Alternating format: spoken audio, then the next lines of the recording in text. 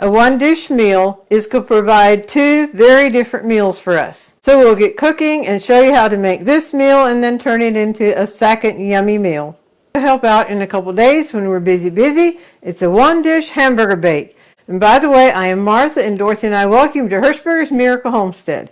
Let's see what goes in this delicious one-dish hamburger veggie bake.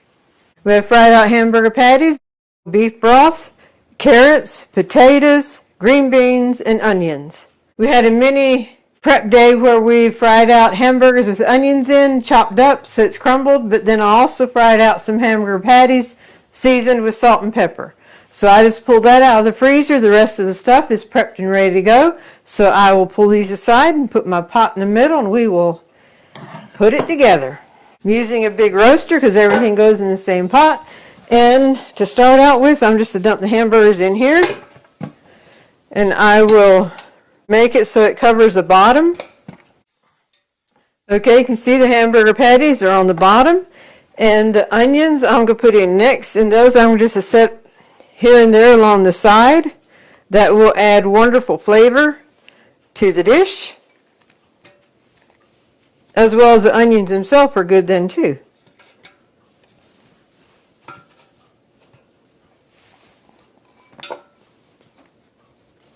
And now you can layer the rest of the stuff or you can section it off.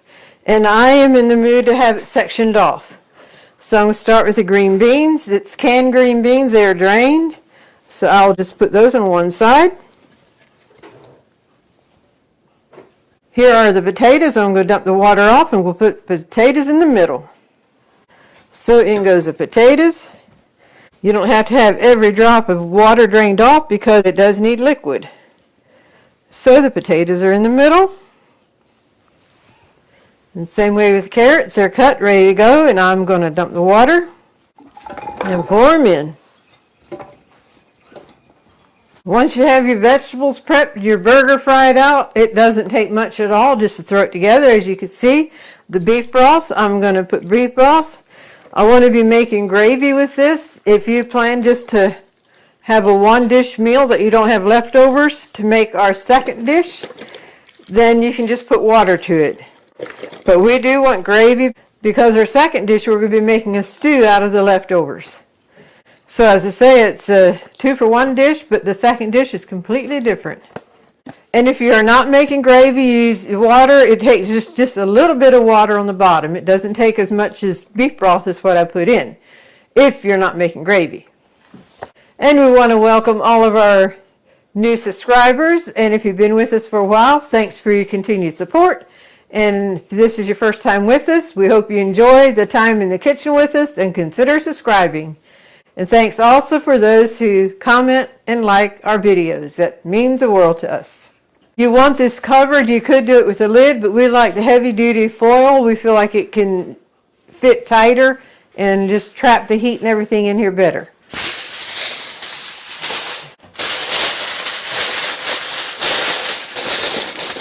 The oven is preheated to 350 and it'll bake for 2 hours. So let me get it in. And also those who shop on our affiliate link through Amazon or Grow House, we get a little commission from it, no extra cost to you, and that all helps us in caring for Buddy. So thank you very much. If you wonder who Buddy is, he's our special needs brother. He's actually my twin brother, and we have the privilege to care for him. All right, we'll be back when that's ready to come out of the oven. Well, the 2 hours are up, so I guess you know what I'm going to do.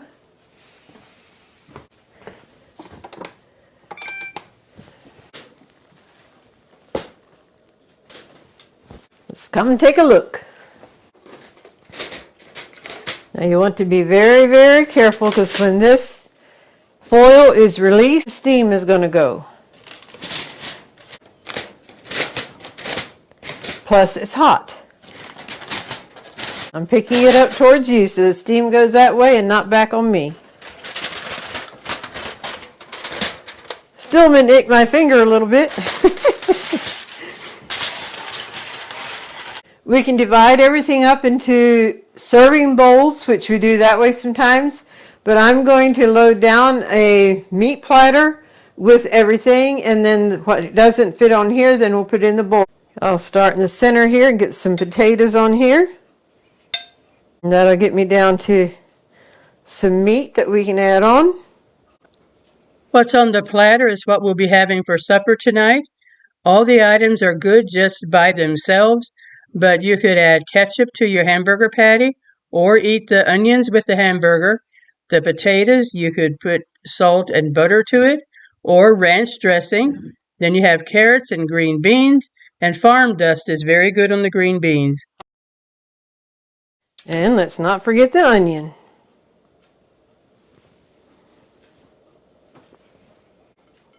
Now this big bowl, what didn't fit on the platter, I'm just going to put in a big bowl. The extra food is not just leftovers because they were made with a purpose in mind. So I guess you could call them planned overs. And the heat is coming through, hitting my fingers through the bowl. So I need to hurry up before the heat gets too hot.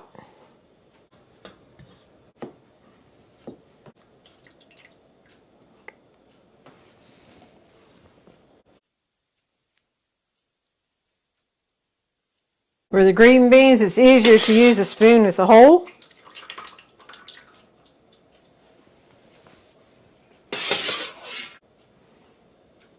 The broth stuff in here now is what goes to the gravy, and I will run it through a strainer. And the gravy actually comes on the next meal. There we go, and we have a few green beans in here that the strainer will hold out, and then we can easily get them.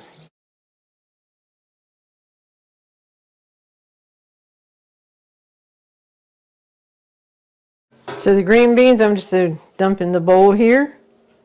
And then here's the broth that will be tucked away to make the gravy for our next meal. So folks, we are ready to chow down in tonight's meal, and stay tuned because in a couple of nights we're going to have our second meal from this, and we'll bring you along for that. And here's a roaster with a one-dish meal. And here's what we had for supper tonight. It was very good. I wanted to give you a little history on where we got this china set. Years ago we had a grocery store in the area, Winn-Dixie, and you shop there, you could collect points. And Mom, that was the store that she shopped in, and she faithfully saved her points. And as she got her points, she got plate after plate. She got the serving platter. She got some serving bowls and little dessert dishes and cups and saucers. Anyway, she gifted this to Dorothy and I then, and she was so tickled that she saved enough that she could gift Dorothy and I with this Blue Whisper china set. At the time she gifted us this, she had no idea that life would bring the course of us actually living together, caring for Buddy. So we both enjoy the china set. And with Dorothy and I living together, caring for Buddy, Mom and Dad had prayed for years and years that God would call Buddy home before them so he doesn't have to part with parents. But as life took the course, they both went on home. They had no doubt in their mind, and they knew that Buddy's 6 siblings would care for him. But they just did not want him to have to go through the grief and loss of a parent. But we saw God's grace sufficient big time for both Mom and Dad and for Buddy. He misses them. He still calls for them. But God's grace is there as well. And now on to the second meal. As you can guess, we're back here to put our second dish together, which is a hamburger veggie stew. And here's the hamburger and the leftover vegetables we're going to use. We're going to make our gravy, so let's come in and see how we're going to put that together. And for the stew, we're going to cut everything up to bite size so it's ready to go. And then for the gravy, we need the broth that we made, and then water, thicken it with cornstarch, and some salt. Now this is Redmond's real salt. We just have it in a Himalayan pink salt container. And I'm using our countertop burner here, so I have the gravy going right here as I'm cutting up the beef and veggies. So the first thing we're going to do is put in the broth that we made. I did rinse the jar out with just a little bit of water so we could get all of that goodness. I'm going to go ahead and add some salt, and that's just salt to taste. Now, something about beef broth that it seems like when it reaches a point, it just wants to whoosh and come up, whoosh. That's an expression we got from Buddy. Driving down the road, years ago when he could go out and about with us, driving down the road, if there's a little bump in the road, It'd often go whoosh. So that's why I said the beef broth, it comes to the point when as it's heating, it all of a sudden go whoosh. And Mom used to put a spoon in it to keep it from boiling over, and it did. So I'm just going to put the spoon in there as it's heating up. I'm going to go ahead and mix the cornstarch and water together so it's ready to go.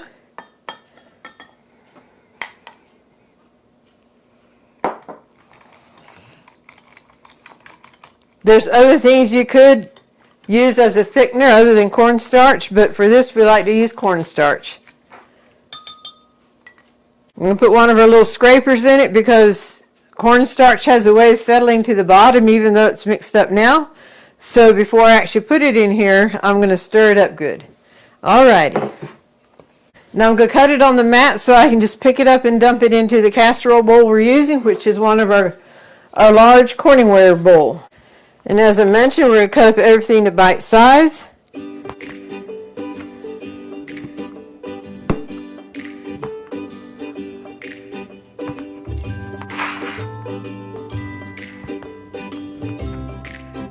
Now I can just pick it up and roll it right in the pot.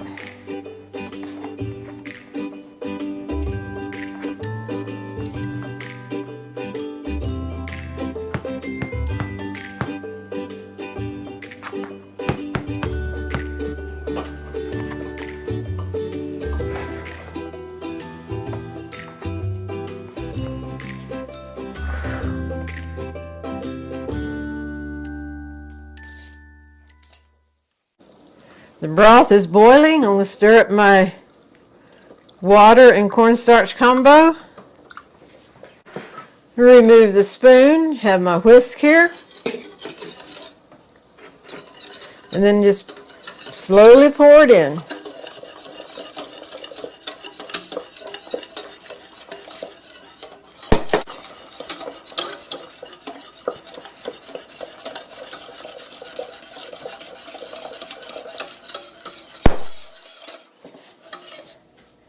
Change out measuring cups, that glass and it's dripping out the back. Let's see if this is better.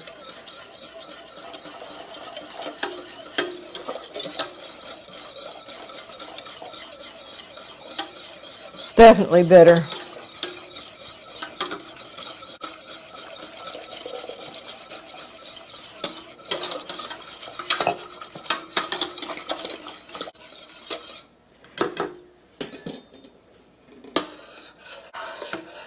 Bring it back up to a boil now.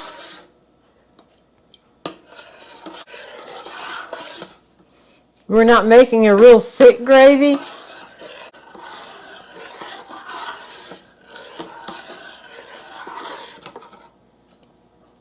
There we go. It's at a boil now. Turn the burner off, and I'm just going to remove it from the heat because I'm not ready for it in the casserole yet. Okie dokie, the gravy is ready as soon as we're ready for it. The onions don't roll off like the other ingredients do.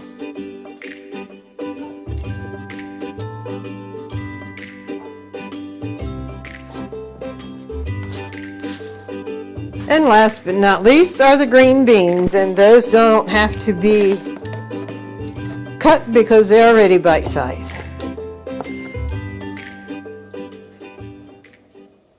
I will mention this would have been delicious, left over, eating it just as it was the first meal. But the stew just adds a whole new level to it, and we just thoroughly enjoy it. And if you don't have enough broth from what you made, if you just have some beef broth on hand to add to it, that's fine. When I look at this versus this, I'm wondering if I should have, but we're going to put it in and give it a go and see what we have.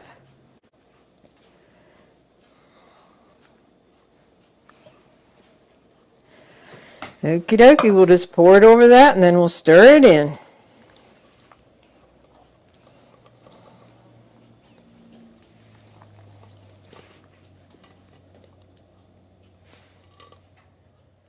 I have to get a different grip on it to be able to scrape it out.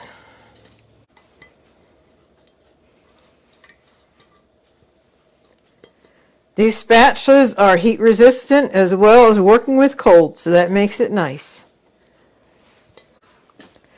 And now we will just stir everything together.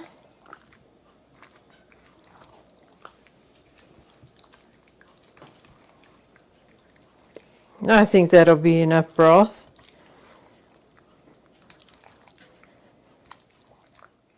I'm going to put the lid on this, and I could have heated the vegetables in the microwave and dumped the gravy to it, but I chose to have the oven on and just put this in the oven, and it'll probably be 30 to 45 minutes.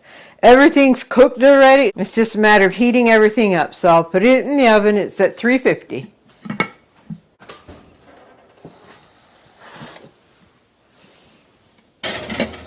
Okay, with the vegetables being refrigerator cold, I did leave it in for an hour, so it should be nice and hot now. Okie dokie. And there we have our yummy hamburger veggie stew. Looking forward to digging in. It is smelling so good. And this is a serving bowl to the Blue Whisper set that Mom had given us. So let's come in and give it in the serving bowl. As was mentioned, you could heat the ingredients in the microwave and then add the gravy to it, but we actually prefer baking it in the oven. It makes so that the gravy and the ingredients all come together into a more perfect stew. You could also use a crock pot. We were so glad we had decided for plandovers, which is leftovers with the plan.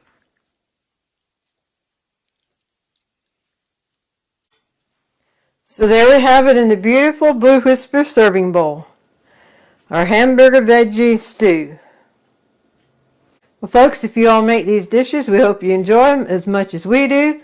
We will leave the recipe in the description, although the vegetables you use, that's basically a preference, or you may want more hamburger in than what we had. So, but we will have the vegetables listed that we had in it and then how we made the gravy. We thoroughly enjoyed our first meal from this roaster, and then we turned everything into a stew, adding a delicious gravy, and that was so good. And now for the golden thought. The most beautiful music is played by the heart, tuned to the will of God. Many years ago, I was at a music recital, and this was on the outside of the bulletin. It has stuck with me all these years. This saying is not referring to the actual instruments you play, but it's referring to our relationship with God and how our life brings aroma and beautiful music to God by our commitment to Him. When we read the life of Jesus, He gives us a wonderful example of our commitment to God and following through to the end, and that brings beautiful music to Him. So let's remember, whatever we're going through, to remain faithful, because the most beautiful music is played by the heart tuned to the will of God.